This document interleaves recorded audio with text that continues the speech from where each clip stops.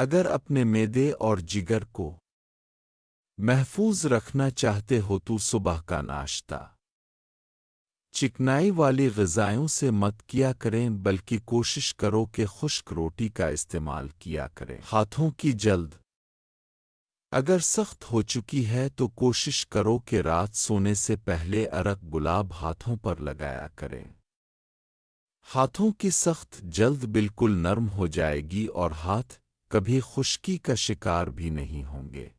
ناف میں ناریل کے تیل کے 3 قطرے ڈالنے سے آنکھوں کا درد ختم ہو جایا کرتا ہے۔ اگر آنتوں میں درد رہتا ہے تو کوشش کرو کہ پودینے کے پتوں کو مولی کے ساتھ کھایا کریں، بہت مفید ہے۔ اگر معدے میں جلن رہتی ہے تو کوشش کرو کہ کدو کا سالن کھایا کریں۔ معدے کی جلن کے لیے بہت کمال کی سبزی ہے۔ اس کے علاوہ اگر جسم پر خارش ہے یا پھر الرجی ہے تو اس کے لیے کدو بہترین سبزی ہے۔ نہانے سے پہلے تلوں کا تیل بالوں میں لگا لیا کریں، ایسا کرنے سے ایک تو بالوں میں خشکی نہیں ہوگی اور دوسرا بال سفید ہونے سے بچ جایا کرتے ہیں۔ قبض ہمیشہ کے لیے ختم ہو جایا کرتی ہے، بس رات کو ایک سیب کاٹ کے باہر رکھ دیں اور صبح خالی پیٹ چھلکے سمیت کھا لیا کریں۔ جو لوگ کینسر کی بیماری کا شکار ہے تو انہیں چاہیے کہ باجرہ اور مکئی کو بھون کر کھانا شروع کر دیں، کینسر کے لیے بہت مفید ہے۔ جو شخص روزانہ صبح خالی پیٹ تھوڑا سا شہد چاٹ لیتا ہے وہ بہت ساری بیماریوں سے بچ جایا کرتا ہے۔ شوگر کے مریض زیادہ تر نیم کے پتوں کو چبایا کریں، شوگر کا لیول نارمل ہی رہے گا۔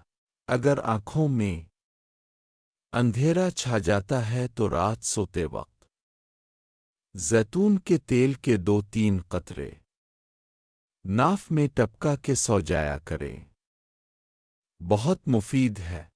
اگر گردے اور مثانے کی حفاظت کرنا چاہتے ہو تو کوشش کرو کہ گنے اور تربوز کا استعمال زیادہ سے زیادہ کیا کریں۔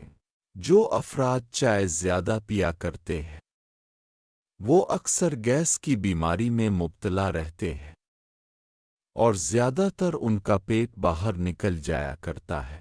اگر ہاتھ کانپتے ہوں تو کوشش کرو کہ کشمش کو انجیر کے ساتھ کھایا کریں، بہت مفید ہے۔ روزانہ ایک دانہ جامن کا کھانے سے کینسر جیسی بیماری سے محفوظ رہا جا سکتا ہے۔ اگر جسم کی ہڈیوں میں درد رہتا ہے تو پستہ کو دودھ میں ابال کر کھایا کریں، بہت مفید ہے۔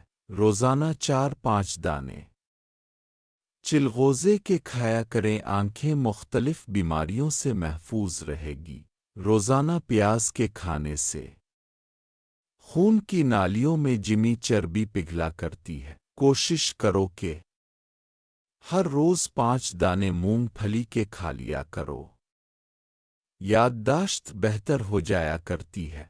جسم کی تھکاوٹ کو دور کرنے کے لیے کوشش کرو کہ 3 دانے اجوائن کے صفوف کے 1 چمچ شہد میں اچھی طرح مکس کر کے کھا لو، جسمانی تھکاوٹ دور ہو جائے گی اور جسم میں طاقت آ جایا کرتی ہے۔